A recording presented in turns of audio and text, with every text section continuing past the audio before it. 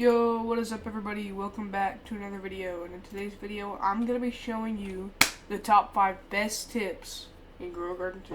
Now, number 1, the first thing that you have to know if you want to be good at stealing is to use wheelbarrows, okay? Well, I guess the first tip is just to steal, It's the best method to get money in Grow Garden 2, because if you're a low level, this pretty much is, the best effective way if you're a low level. If you're a higher level, I wouldn't worry about it. But if you're a low level and you just want to make a quick buck, or generally millions if you're lucky, just stealing is the best method. But if you want to steal more efficiently, I would use a wheelbarrow.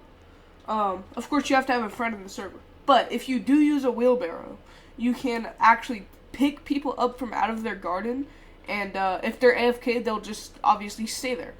The reason why this is important is honestly because if they're in their garden, you can't steal from them. You just can't. So that's why you use the wheelbarrow. So if they're AFK, you can drag them out of their garden and then steal from them. Because many people AFK and grow a garden to get mutations because they think they're safe, because you cannot hit people out of their garden with a shovel. But you can use the wheelbarrow, so that's a friendly little tip you can use for stealing. Alright, now tip number 3, use an auto clicker. Okay, I don't think it's against Roblox TOS either to use an auto clicker. It's just so you don't leave the game, because Roblox actually kicks you out after 20 minutes of being AFK. So definitely don't want to be kicked out when you're trying to AFK. So use OP AutoClicker. You can download it on Windows and on Chrome and everything else. You can't do it on console. That's the only thing. If you're a console player, you can't do this. I would just put a weight on my controller like X and then just leave it there all night. But this is a way better option if you're on Windows than just like putting a weight on your spacebar, because if you come over to gears or seeds. Alright, so that's the 4th tip, though. Or the 3rd tip, sorry, is the OP auto clicker. 4th tip is, what seeds do you use? You might be, confused. Like, okay, I'll use it. Don't just sit in your garden and use the auto clicker. Put it on one of these seeds, okay? I think you might be wondering, okay, what seed? I would either recommend mushrooms, acorns, or like acorns if you have a lot of money, because acorns, I can't remember how much they cost. I think it costs 1.2 million.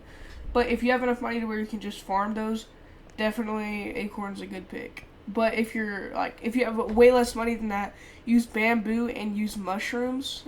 Leave your auto clicker on mushrooms and bamboo, and that'll bring in genuinely millions if you also use the daily bargain. That's how I got all my money. And that's how I ended up being able to save it for all these cool plants I have in my garden right now. Alright. Now, tip number 5, actually. Alright, so the last tip is a bit of a more simple one. So, if you go to sell, and you go to... Okay, so first, before you go to sell, and you go to bargain, you actually have to favorite whatever you want. It can be it can be one item, it can be 1,000. But, yeah.